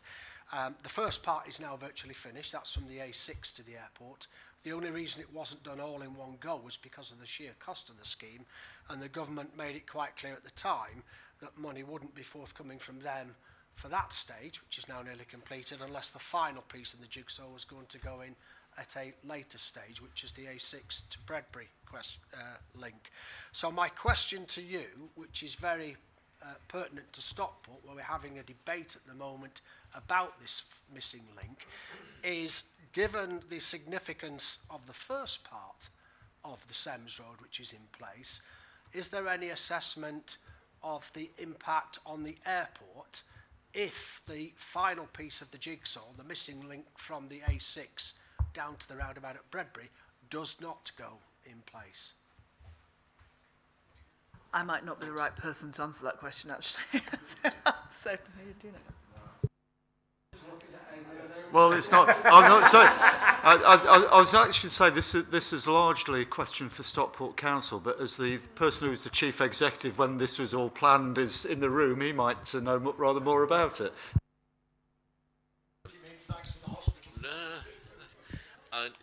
I'm not close to the detail anymore, as you know, but clearly the assessment process and the business case evaluation that will go into a judgment about whether or not the second leg of the road gets built will, of course, take into account the economic impact of its either being built or not. And that fundamentally will take into account the potential impact or benefit to the airport as part of the original scheme. I won't pursue the point because I understand the difficulty in I was going to say giving a straight answer. I don't mean that in a disrespectful way. But the airport have been long-standing backers of this scheme. That's the point that I wish to make. And now there is a doubt about the final piece of it actually being put in place. On connectivity, there's a diagram, I think on page 8 of the annex, the 5-year review, which shows the Metrolink routes under transport and connectivity, and talks about the unique benefits. Well, they may be to those places on the Metrolink route, but of course Stockport isn't one of them. We were long promised that Metrolink would finally be extended into Stockport once the airport spur was built, and of course the airport spur has come and gone. With respect, this was a point touched on earlier on as well. We're still no nearer to, seemingly any nearer to getting a Metrolink extension out to Stockport. And as I say, going back to when Metrolink was first being planned and built through the city centre, nobody disputed the fact that's where it should start, but it was always understood that eventually the whole of Greater Manchester would benefit from Metrolink because all 10 districts were contributing towards it. And some of us are keen that that point isn't forgotten and would like to see the Metrolink extension out to Stockport, for which a route was identified several years ago, back on the agenda. And given what you've said in this report about jobs and where they are and so on, my question is, Stockport's on the doorstep, and yet we have no direct transport links to Manchester Airport. Is that not an issue to the airport? Do you not feel that we're missing out on potential there? Because I know certainly people living in Stockport feel they're missing out on the opportunities that the regeneration of Manchester Airport is bringing. Thanks. I think this is probably, again, not an airport question. And in the long-term transport strategy for Greater Manchester identifies a number of things that are pertinent to this, including the need for orbital routes, transport routes in Greater Manchester to facilitate not just Stockport to airport, but a lot of other movements around as well. And clearly this will come back to transport investment decisions that we are discussing with government at the moment, but that is the route by which there will be resolved. And so, I mean, I have one or two of my members who claim that nobody in Wythenshawe works at the airport, but it's clearly not true. And Stockport people in general don't particularly have a problem of accessing airport jobs in comparison to, again, I mentioned whether if you're from sort of Thameside or Rochdale or Oldham or Bury or Bolton, and that's I think there are, but unless we resolve all of that, then we don't get full access to what is I think the third biggest job market in Greater Manchester now.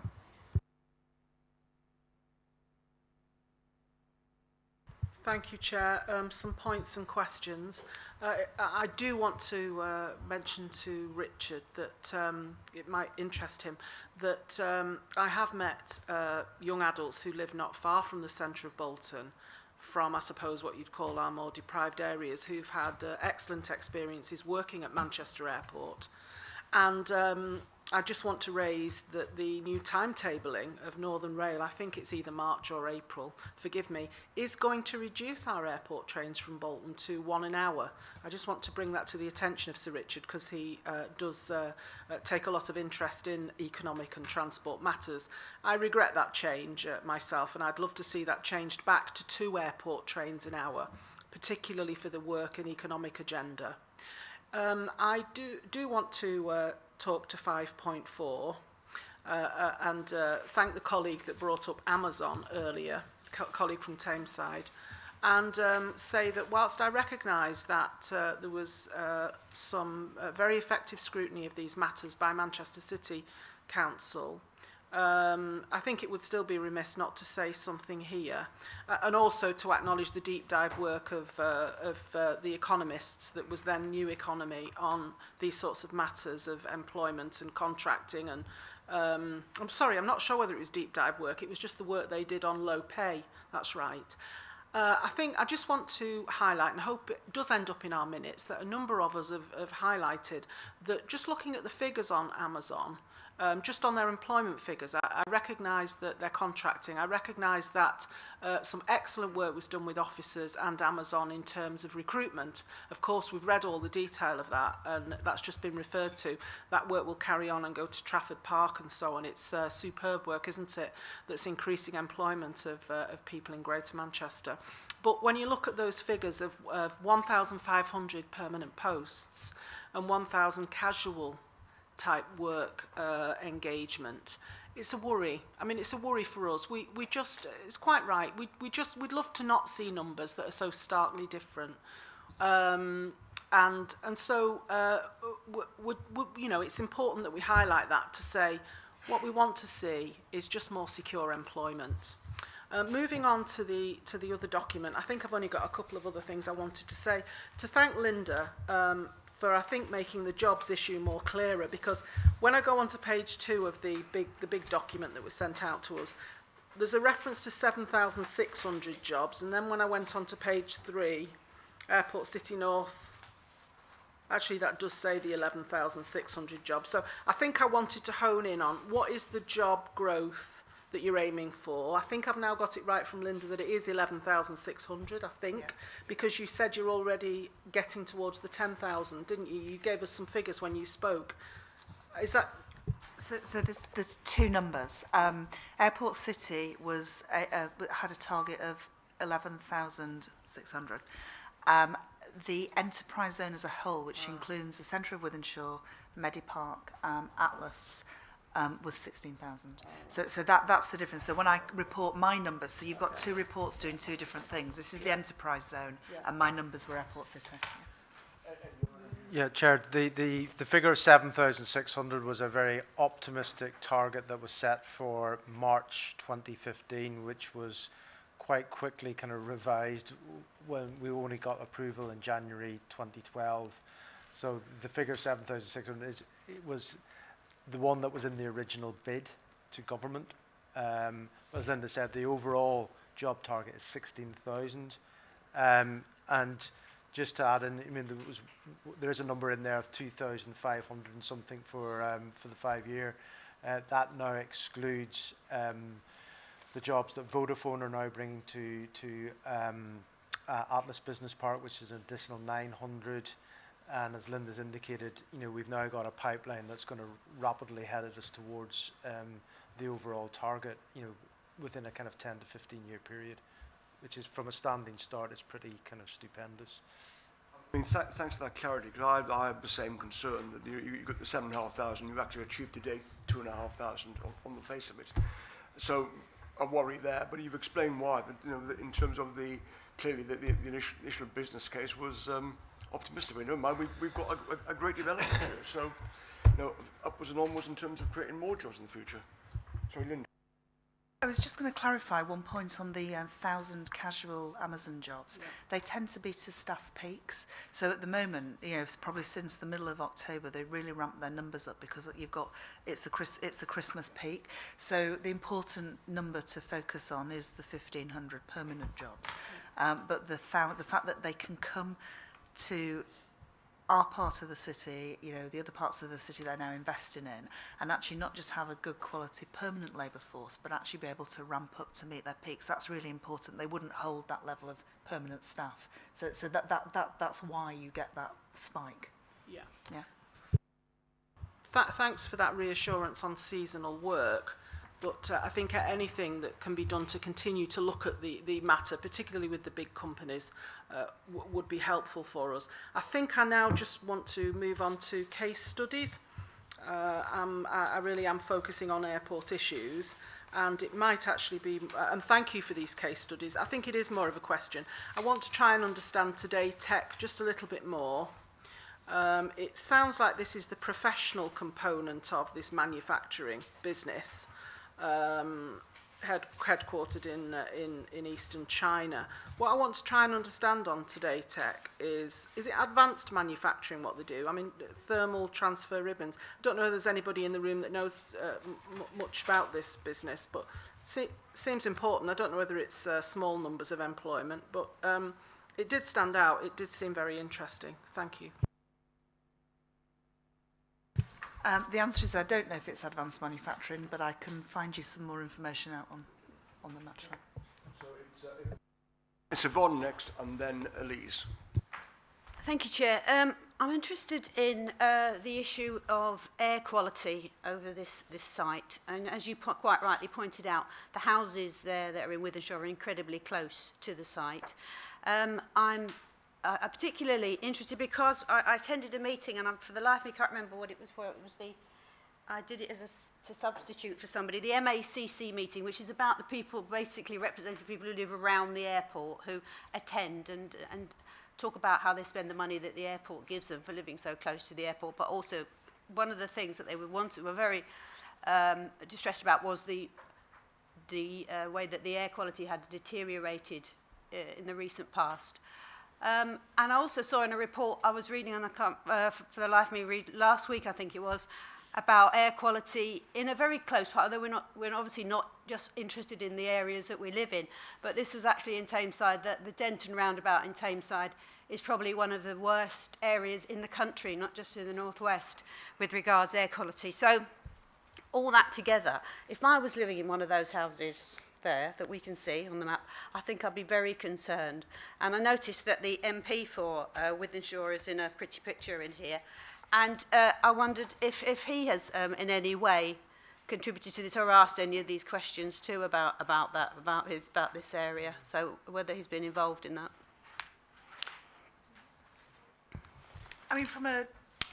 The airport has a massive environmental programme in its own right, which actually covers all of the issues that you raise, and that I know is on the website. You know, we do it for every single airport that we have.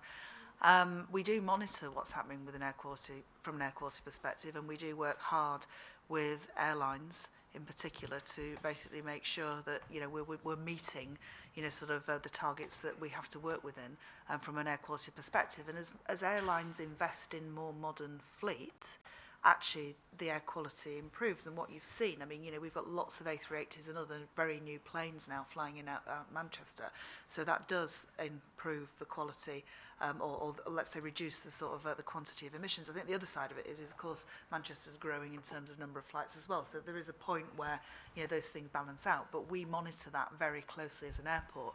In terms of development, one of the things, Airport City will be quite a smart location, so we will actually be able to monitor what's happening with the air quality in the environment that we create, because we'll actually have, you know, sort of the appropriate sort of sensors and sensor points around the development.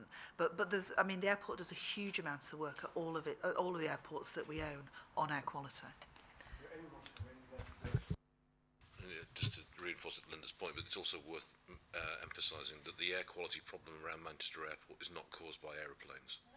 it's caused by surface traffic, and that's the same contributor as we're seeing to air quality problems elsewhere in the city.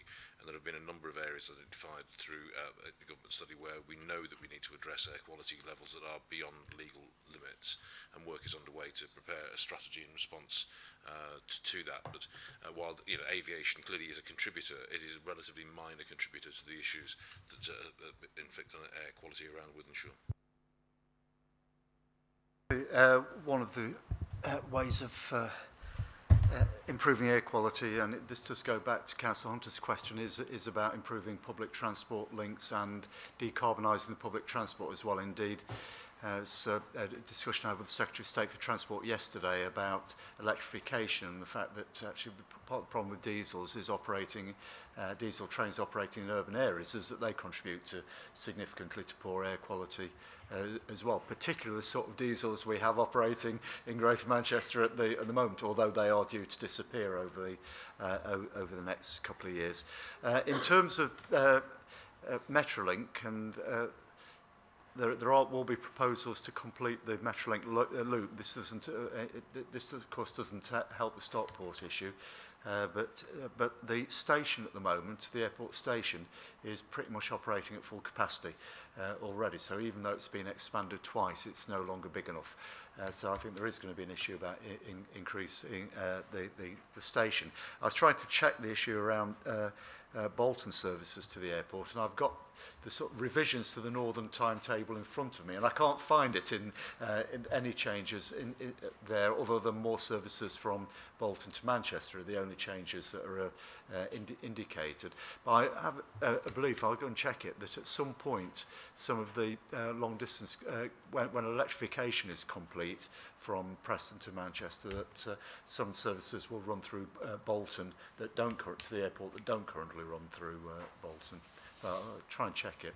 So there is no reference in this is a report yesterday from Northern Rail of changes to the Bolton Airport service.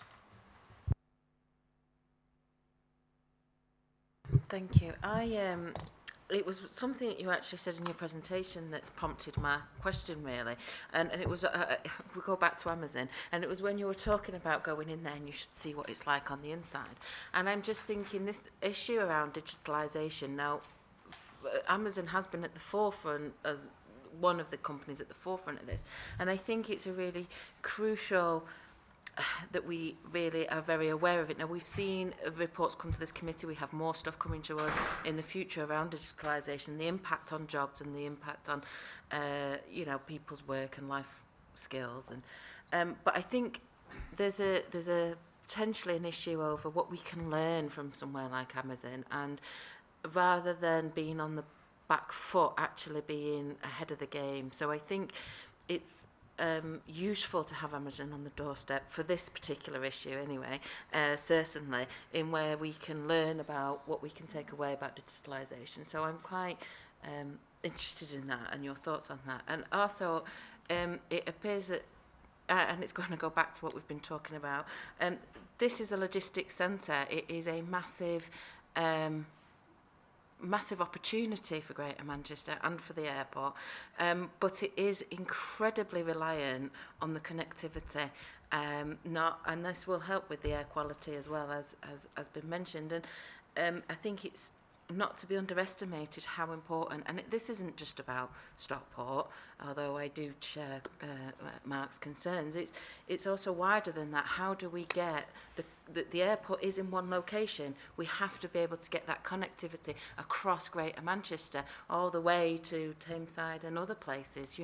We have to be able to include all of that and wider still, because if we're going to talk about the north, as we seem to be talking about a lot, then we have to be able to make it a wider gateway than just thinking about its own doorstep, as important as it is to create jobs in Wythenshawe.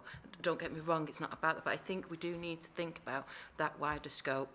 And if we're going to have this logistics centre, this surface freight, we have got to be able to get it out and get it round, and it can't always be diesel trucks tramping about up and down, and we have to think a bit maybe long term as to how we're going to address that, and that SEM's multimodal strategy is actually really important to that, I think. Add to that actually that unless I misunderstood the figures, I think there were 323 jobs created from unemployed people in Greater Manchester into the centre. If they're, if you like, full-time jobs, that leaves a balance of roughly 1,200. Those 1,200 jobs, you know, broadly, where are they from? In other words, are they people who currently work for Amazon in other locations and have moved in? And more importantly, which is the point I think we're learning for the future, was that the sort of level of expectation that we had in terms of the number of jobs from Greater Manchester that we be created by that enormous investment? And the only other point I'd like to add to that as well, and it is about connectivity. Rochdale hasn't, you know, Rochdale I think on that map has one job, but at least now going into next year we are going to have a direct service through the Ordsall cord into Greater Manchester, albeit only one per hour, and I would like more as well in due course, but at least it's a start. Can I start off? The first question about the impacts of automation, artificial intelligence as well, and it's a discussion I've had with Amazon in the last couple of weeks amongst others. All the evidence so far is that increases in use of AI and automation doesn't reduce jobs. It just changes fundamentally the nature of the jobs, and actually the jobs that are created tend to be higher value jobs. And the issue for us as a conurbation then is that it potentially increases the skills mismatch between the skills of existing residents and the jobs that are being created. So I think there is a real issue for us. It shouldn't be a problem. Getting higher value jobs shouldn't be a problem, but there is a problem to make sure our people are in a position to be able to benefit from those jobs. A real task there. In terms of the other point about we need to see the airport within a broader northern context, both in passenger and freight terms, again, the draft strategic transport plan for the north should address freight transport as well as passenger transport, so it is supposed to be a multimodal study, so that should be contained within that. Of course, it's already been referred to, the opening of the Ordsall Cord will increase the number of direct services into Manchester Airport, but I'll caveat that there is still work to do in order to deliver that May 18 timetable, because neither Oxford Road Station nor Piccadilly Station are currently capable of receiving the services.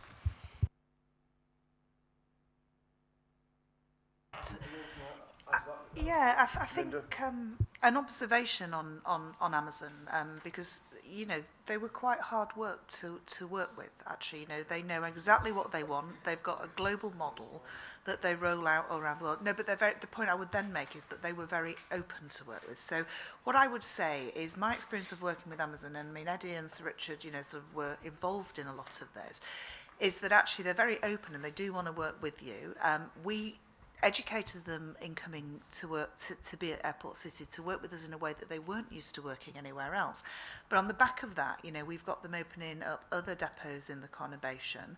They will, because of the tech company that they are, ultimately sort of look to bring, you know, other types of operations into the city, because they know we can work with them, you know, sort of as a city.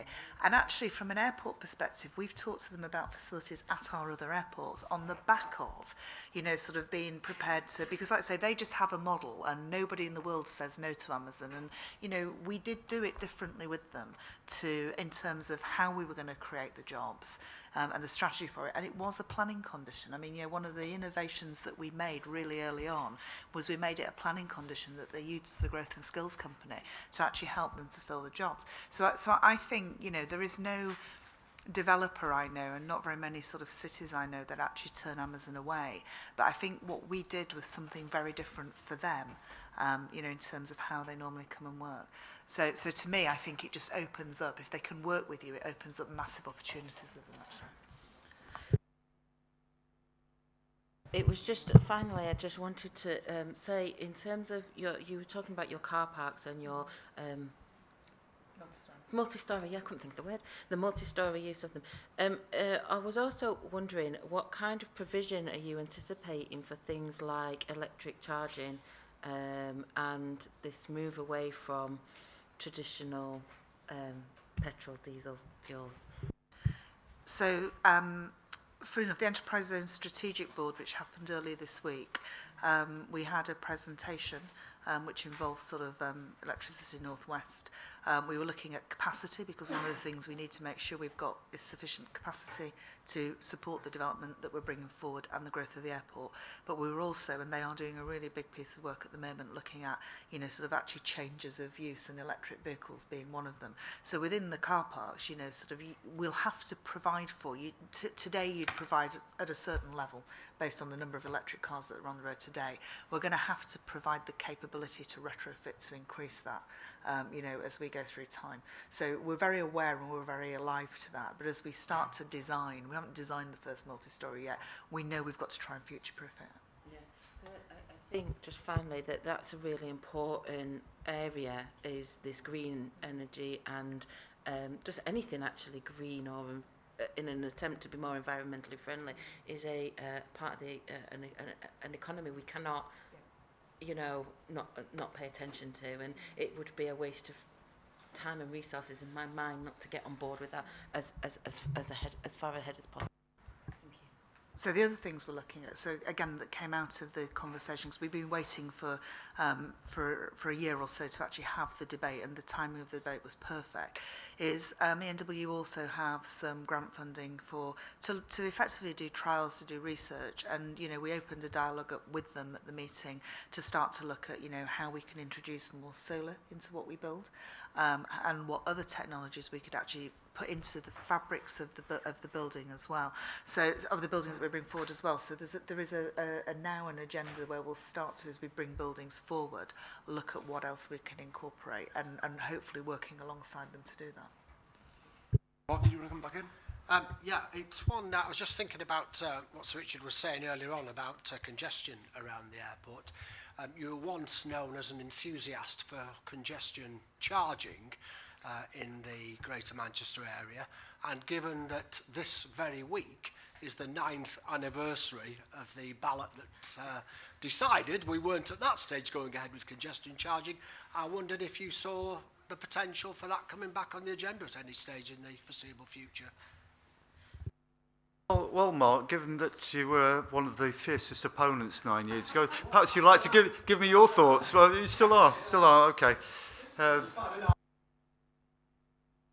Actually, I mean, I thought 9 years ago it was a very good idea, not just congestion charging on its own, although I think that would have had a positive impact on congestion and air quality. It would also have allowed a scale of investment in capital projects that exceeded Greater Manchester Transport Fund 1, but more importantly would have also created a revenue stream that would have allowed us to invest in the sorts of things that persuade people, for example, to give up the half-mile journeys by car and so on, none of which exists at the moment. So although Greater Manchester Transport Fund 1 was relatively successful, it was less than 2/3 as successful as it would have been if we'd had the Transport Innovation Fund.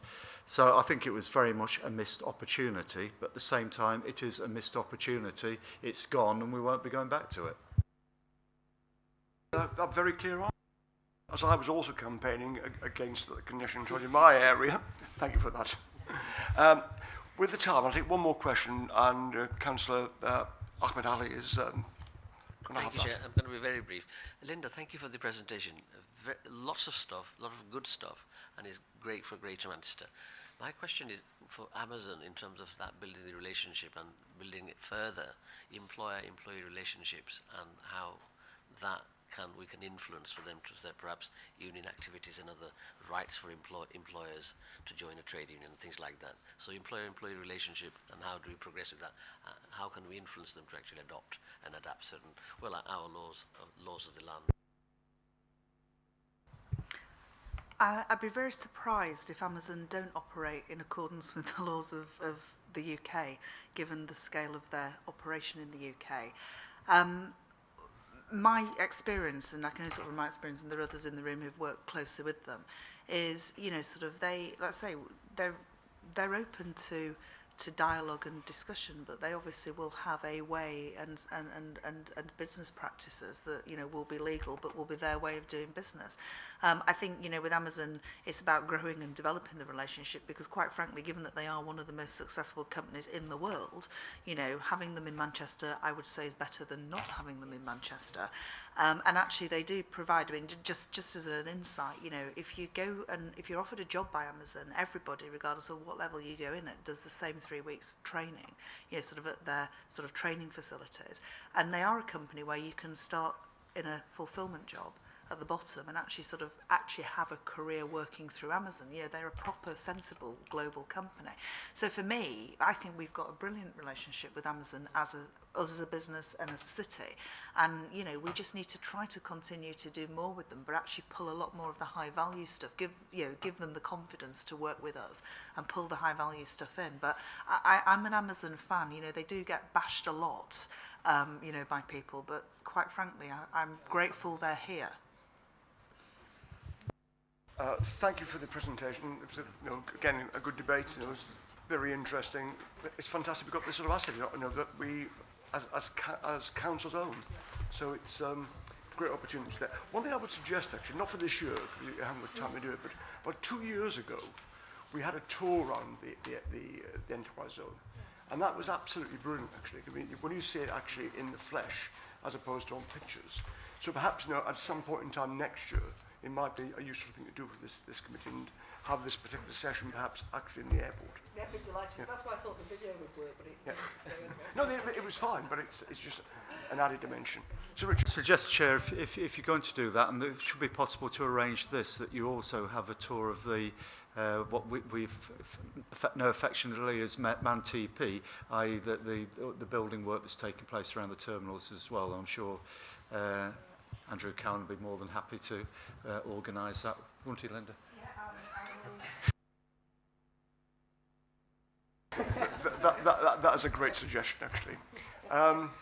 Just one point now, just to tidy up things. We talked before about obviously our work programme. In terms of the short study group on fair economy and fair wage and good employment charter, what I'm going to suggest is that we get out before Christmas a very short one-page or less than one-page brief of what this is going to be, and I'm going to ask for volunteers to actually, you know, join that study group so we can get it kick-started, you know, in the new year. Because obviously it'll take a bit of time to set that up. And also, whilst I mean, I'm not quite sure what the protocol is for appointing a chair in such a study group. Is it within that, or is it for somebody to volunteer if they want to be a chair? Well, volunteers. It's clear. We know from policy, don't we? No, as it's an informal group, you can have anybody for your chair, and you might want to consider, she says, it being a woman, possibly. I don't know, but that's just me. So I say, if anybody would like to volunteer for it, then that'd be great news as well. So as this. I know it's not for discussion, but these key decisions, it's the Combined Authorities Cultural Social Impact Fund, yep. Making the decision in January on that. Could we get a copy of that so that we can compare with the AGMA's similar one, because it's not coming back to us this year, so if we could get that information, it'd help, please. Yeah, we'll make sure once the paper's published, it gets sent to you. Okay. So as this is the last meeting before Christmas, can I wish you all a very Merry Christmas and a happy and peaceful New Year. Thank you. The same to you, sir.